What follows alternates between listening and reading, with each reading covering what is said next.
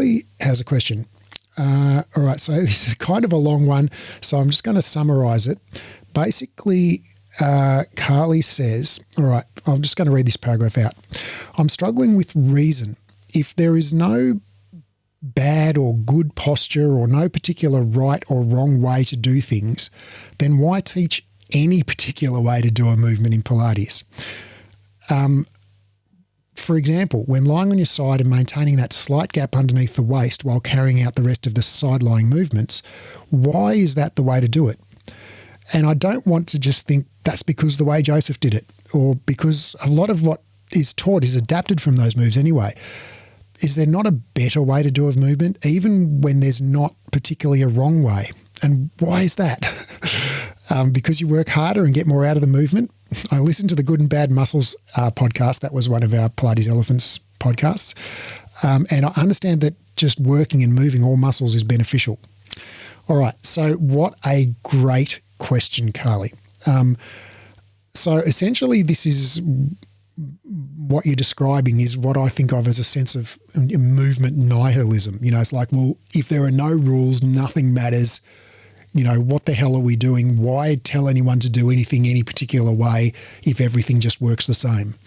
And the answer is that, well, it depends on what your goal is for, what your participant's goal is for doing the exercise. So I'll give you a couple of different scenarios. So and people's goals, you know, people might have more than one goal, and their goals may change. So the reasons that bring people to exercise initially may change over time, and they may be different reasons that keep them coming over time. So if your goal is to burn as many calories as possible because you want to lose weight or tone up, well, you should, that's, you know, largely to do with programming, and programming whole body movements are going to burn more calories compared to programming isolated movements. But even within a relatively isolated movement, like a side-lying exercise where you're basically just moving your leg, if you lift your waist up off the mat, so you make a little mouse house for a mouse to run under your waist there, well, that is working more muscles. You know, you're working the waist muscles now and probably the lower hip muscles a bit more as well, so you're burning more calories. So that's a benefit. Whereas if your goal is not necessarily to lose weight and tone up, but to just like feel more healthy, well, is there any particular benefit to lifting your waist up? I would say probably not.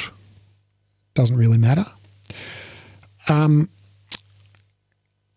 If your goal is, you know, or if the benefit that people are seeking is to do with like those basically the mental benefits of Pilates. So basically feeling calm, at one with your body, happy, you know, getting out of your head, essentially getting into a flow state.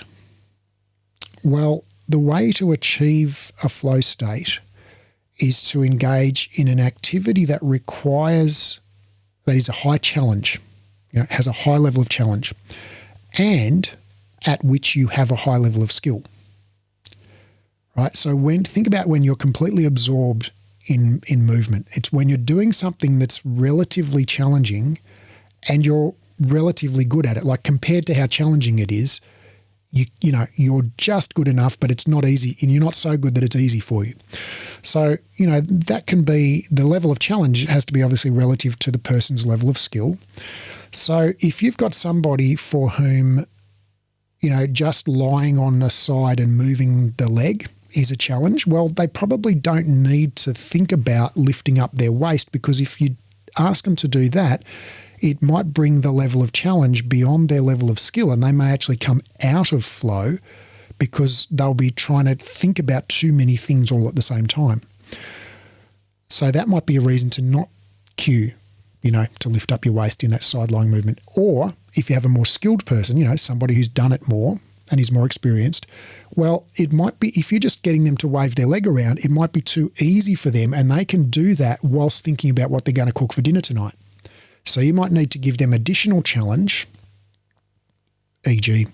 lift up your waist, so that they have to bring their brain to bear on the task, and that will help them get into that flow state. So, those are the reasons really that I can think of off the top of my head why you would give someone a particular instruction.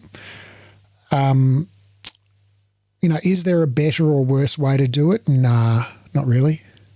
It all depends on what you're trying to achieve. And I think, the vast majority of these benefits will accrue to people kind of just from showing up and moving, right? And so all of the additional difference that we make is a relatively small amount of difference, I think.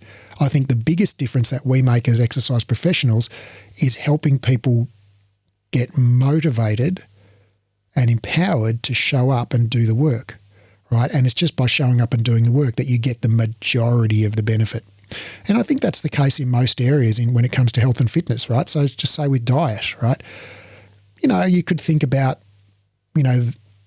meal timing and macronutrient density and, protein timing and fasted cardio and ketoacidosis and all that kind of stuff. But really, for most people, if they just want to lose a little bit of weight and tone up a little bit, probably just being aware of,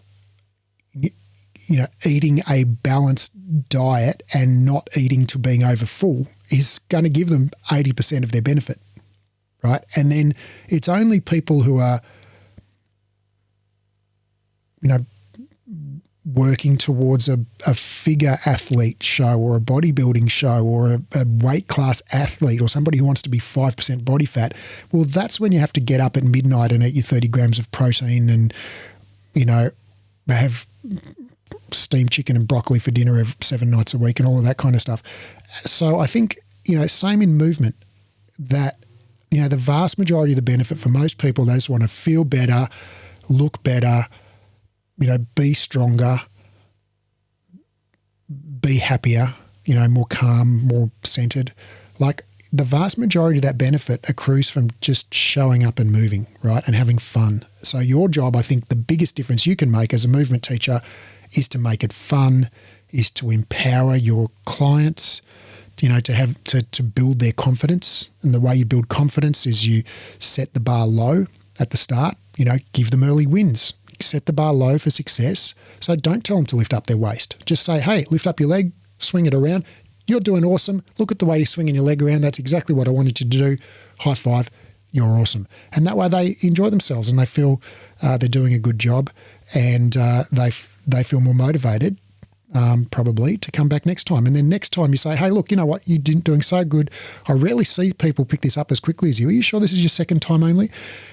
You know what? I think we could give you a little bit more challenge this time because I think it's going to get a bit too easy for you quickly otherwise. So why don't we think about lifting your waist up a little and making a little mouse house under there this afternoon so that we can just keep you progressing.